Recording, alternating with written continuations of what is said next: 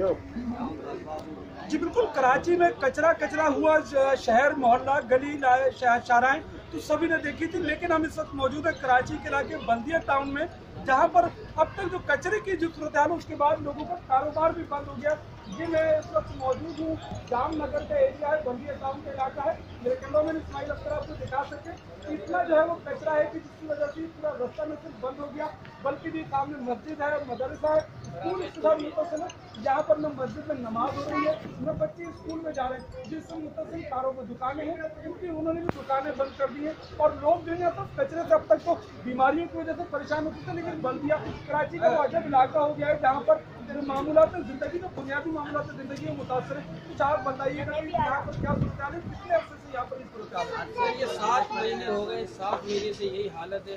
हमें एक लेबर चिपका दिया है कि इस नाम के ऊपर आपको ये काम करके देंगे, और लेबर के ऊपर उस लेवल पे भी हमारे को ये काम करके नहीं दे रहे।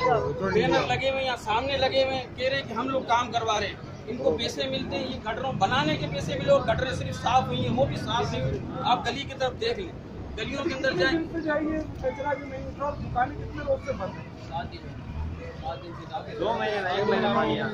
7 महीने तो इसको मालिक हो गया, मुझे तक बना नहीं है काम तो हमारा ड्यूटी है।